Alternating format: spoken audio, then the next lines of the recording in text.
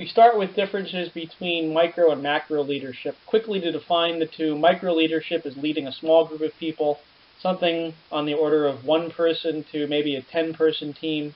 Macro leadership is talking about leading an entire organization, which could be on the order of 1,000 to 100,000 or even more people, depending on the size of the organization.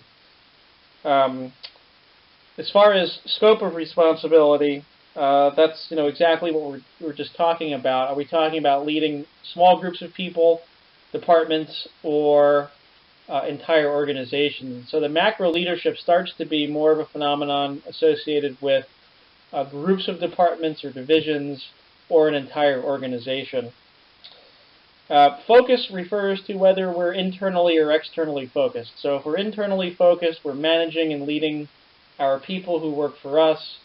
If we're externally focused, we're dealing with the internal side, but also we're dealing with stakeholders in general, who could be the government, who could be stockholders, if we're talking about a publicly traded organization, could be the media. There are various publics that any leader is always going to have to deal with that go well beyond serving their followers.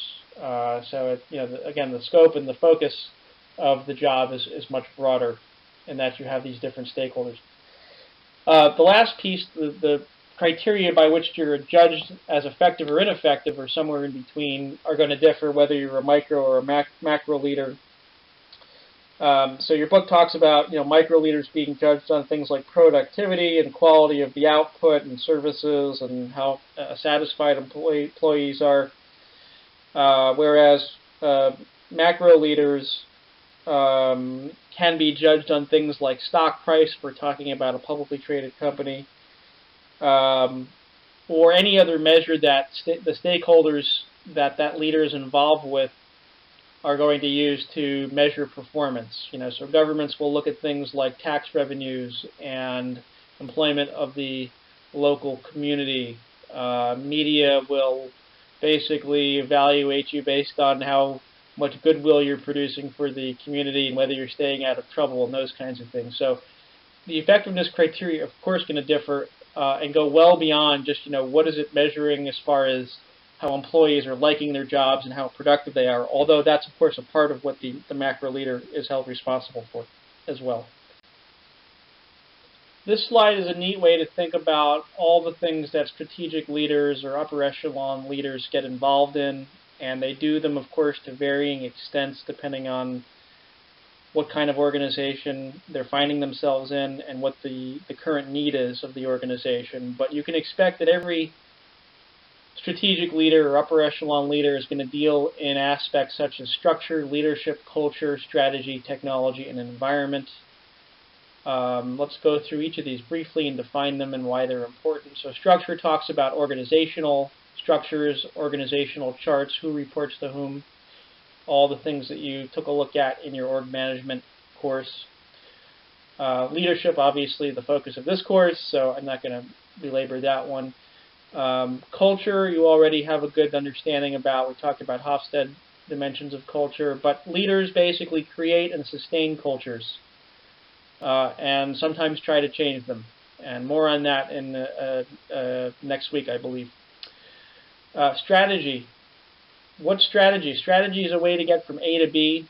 It's a plan for achieving a goal, basically. And so leaders create and implement strategies. More on that in a second. Technology, strategic leaders nowadays have to interact with technology, figure out which technology their organizations need, how to best implement it, how to improve upon technological deficiencies, or at least minimize the suffering with inadequate technologies. You see a lot of that happening. Environment is the external environment and internal environments that the organization has to function in. So we've kind of already mentioned internal environment through culture.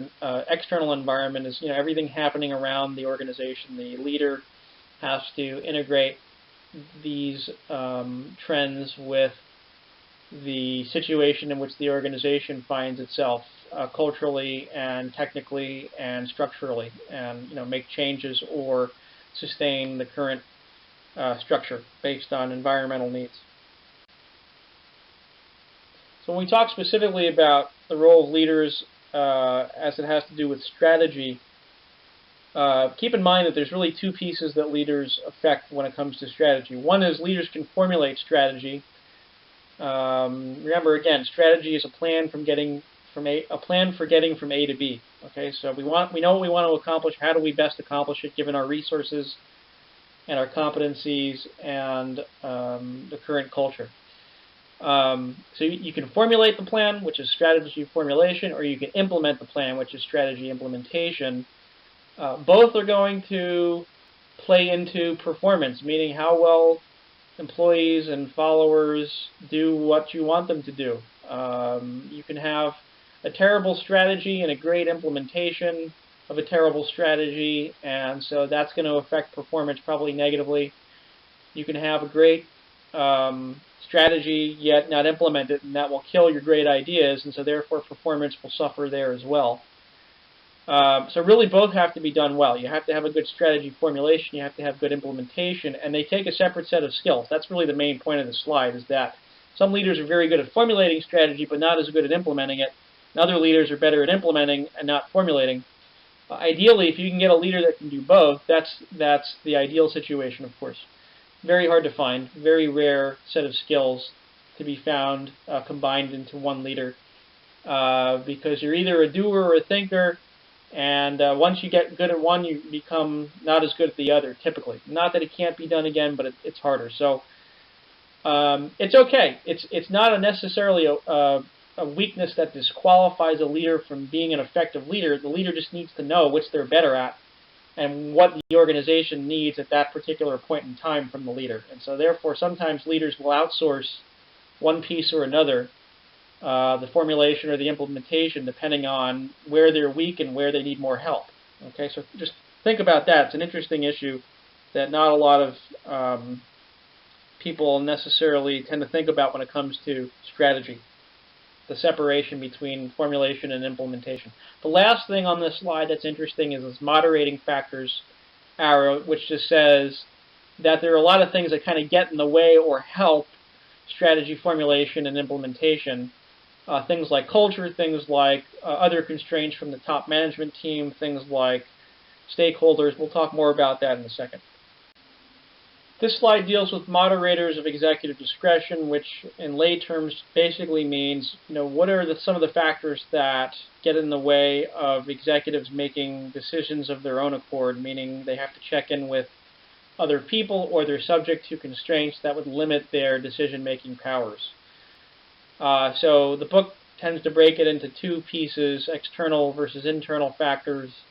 A lot of these we've already discussed. Things like uncertainty actually give the leader typically more discretion rather than less, because that's why the leader's skills are needed at this point in time, is because of the uncertainty. Different industries have different discretions that they allow their executives or their strategic or upper echelon leaders. So, like in investment banking, I tend to see a lot of discretion going on there at the higher end of leadership, whereas and if we're talking about, legal systems, probably not as much, because they're held to what the system prescribes as law. Okay, so, legal constraints, I'm kind of jumping to the fourth bullet point there. In general, legal constraints can tie you to a set of decisions, but especially when you're operating in the legal field, there's only so much courts can do as far as deviating on how they deal with cases and application of law, etc. Market growth. The basic idea is that the more your market is growing, the more discretion you tend to have, because things are just going well. Okay, when demand for the service or the product is contracting, or for the public agency is contracting, then you tend to be subject to more constraints just because you're running out of money all the time, and it becomes a budget factor. So market growth does matter. Internal factor, stability, is kind of like uncertainty. Stability, the more stable the organization, typically actually the less, actually it can go both ways. The executive can have more discretion or less discretion. More discretion comes with more stability because the leader can rely on a set of processes that aren't changing to get his or her desires accomplished. Okay, but then again, if you relate the instability to the uncertainty, the two go hand in hand. Organizations become unstable because there's uncertainty in the environment for the demand for the organization's products or services, or just the need for the organization accomplishing its mission. That drives instability into the processes that the organization develops or has developed and is continuing to implement, and so therefore the leader actually would probably assume more discretion to deal with the instability, which was arising from that uncertainty. Size and structure. The smaller the organization, the more nimble, the more executive discretion you tend to have. That's, if you look at the startup Silicon Valley environment here, where we're starting up a company a day, or a couple of companies a day, the CEOs of those companies make a lot of decisions and don't have to check with really anybody. They just basically are uninhibited in the kinds of decisions they make. They're only really limited by budget typically, which can be a fairly large constraint. But as far as, when that's settled, CEOs of these startups can make a lot of different choices. Culture. Culture restrains you. It helps you, it restrains you. If you're doing what the culture wants and the culture accepts your plan, then you have an unstoppable force behind you to accomplish wherever your discretion leads you. If it's the opposite case, where the culture doesn't nicely digest your ideas and your plan, your action plan and your strategy, then it's going to be a disaster, and it's really going to limit the kinds of decisions you can make. I mean, any leader can make a decision to do something. It doesn't necessarily mean that employees are going to cheerfully comply with it. We talked about the different levels of compliance, and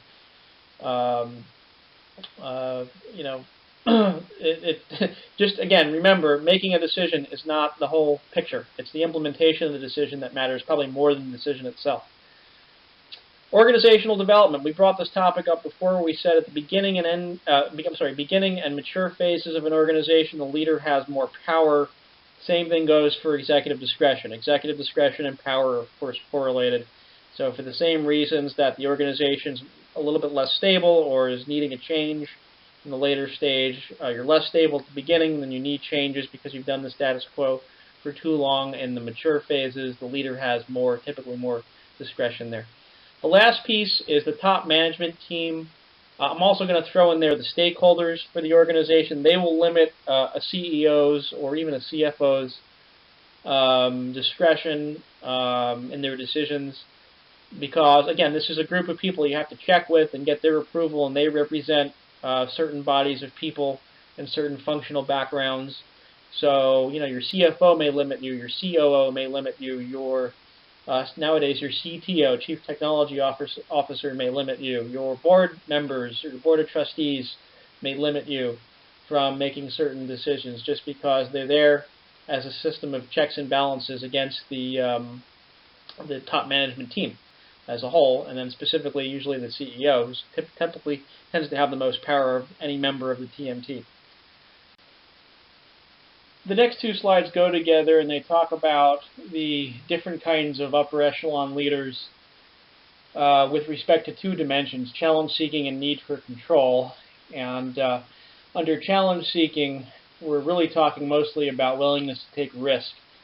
You have some leaders who score high on that profile, want to take a lot of risk, and so therefore are open to change, obviously willing to innovate, and probably are thinking a lot more about the future direction of the organization, which you may hear called futuricity at some time in the future. But anyway, these all go together as being a challenge-seeking kind of a leadership trait or behavior. And then you've got a totally different idea on the right here called need for control, which talks about how much the leader keeps information, processes, span of control, sorry to use the word in the definition here, close to the vest, meaning close to themselves. And the key way you do that is through not delegating, actually, of course. Even though you're seeing the word delegation there, it's the opposite. So the thing is, you don't have to be one and not the other. these are not mutually exclusive kinds of dimensions. So in other words, you could be challenge-seeking, yet still have a need for control. You could not have a need for control, yet still be challenge-seeking. The whole reason why this model is interesting is because it separates out those two dimensions and leads to what you're going to see on the next slide, which is 4 different kinds of leaders. So as promised, here is the second slide in the 2-slide group, where you're seeing your 4 leaders broken out by desire for control versus challenge-seeking tendencies. Won't go through each piece here. What you ought to do is figure out which kind of leader you think you are based on the profile that you've built of yourself throughout the course so far, doing the inventories. Then also think about the organizations in which you operate and work. What are the leaders there? Your boss, maybe some of your subordinates, maybe the CEO, president, whoever you want to think about. Are they an HCI, a PI, an SQG, or a PM? And also think about the environmental circumstances that led to that, the need for that kind of a leader in your organization. Okay, a lot of this is driven by environmental need, and so the environment dictates that we need an HCI or a PI or a PM or an SQG. Do your own self-assessment here. It might be interesting to think about what kind of environment you function in.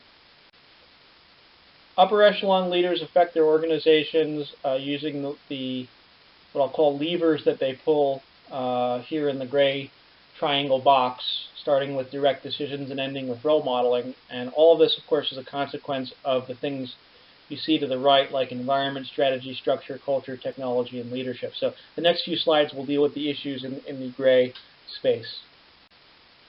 First up is direct decisions. The leader is in charge of formulating the vision, the mission, strategy, structure, culture. And again, a lot of cultures, they're already there. So the leader is just either furthering the cultural practices or reformulating them through change leadership, which we'll talk about in the next, 2 chapters from now, I believe. And then, of course, selection of other leaders. The basic idea is that the leader is setting the general framework for all the more specific tactics and strategies and behaviors that are going to occur, and the two are very closely interrelated. That is to say that the tactics and the specifics derive from that general framework the leader creates by making these kinds of decisions. The next point is allocation of resources and rewards. And so these are basic things that you pretty much already know about, but we'll kind of group them together as a holistic way to think about how leaders affect organizational behaviors. Things like who do we fund, how much of the budget goes to which department, and that's just a basic resource allocation issue, and it can be not just funding and budgets, but also time and attention and emphasis and visibility. The CEO or top management team members typically tend to be the ones who are going to make these kinds of decisions that affect the destinies of departments and divisions and groups within the organization. Salary and bonuses, I think, is obvious, but there's only so much salary and bonus. Well, I should really say salary more. There's only so much salary leeway you have, because a lot of these salaries that you see in most organizations are set by market factors. In other words, you don't really pay much more or much less than the market. Otherwise, you're either going to go bankrupt or you're going to not be able to attract quality talent. Informal rewards such as recognition, praise, visibility, there's all sorts of levers you can pull there, but basically, I've said it before and I'll say it again, praise goes a lot further than people think in a lot of organizations. Even ones where people are motivated by money, praise is still important.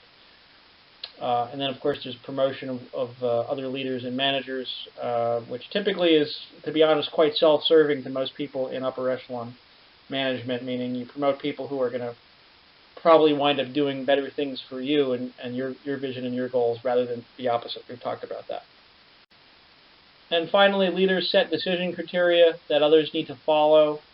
and that trickles down through the organization at all levels. And typically, the further down it has to trickle, the more weakened it becomes. That is just a fact of bureaucratic life and organizational layers. But there are still effects, no matter how many layers you have, where the decision criteria set by upper management has an effect on how lower management decides things. The second piece is actually modeling the desired behaviors. And so if you want your subordinates to do something, you have to do it yourself.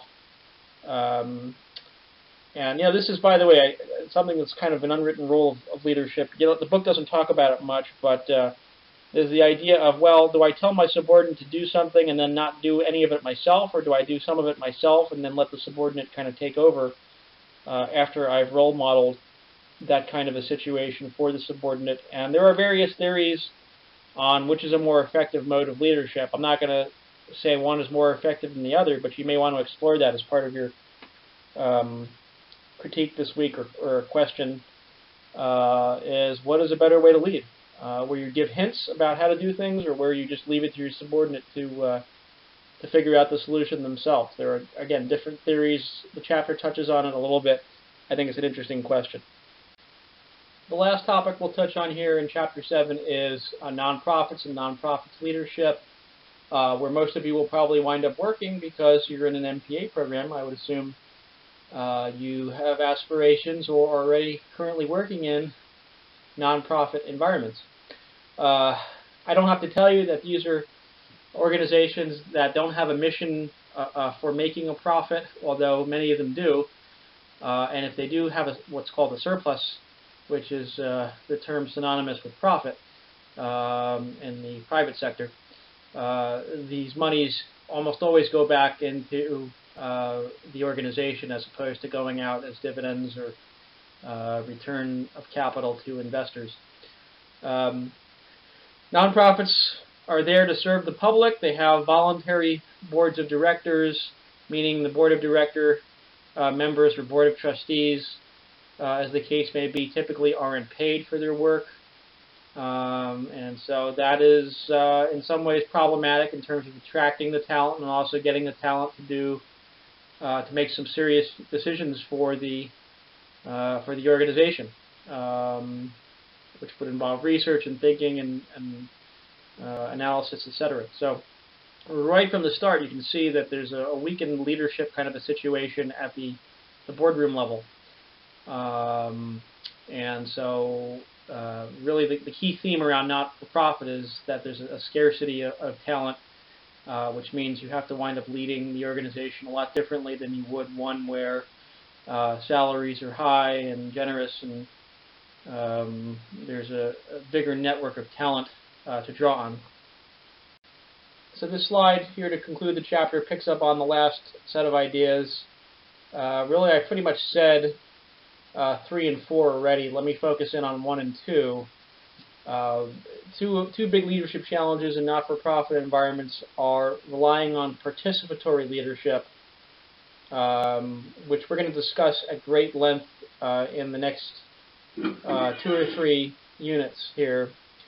But basically, it's exactly what it sounds like, which means that you have your subordinates and followers making decisions, leading groups.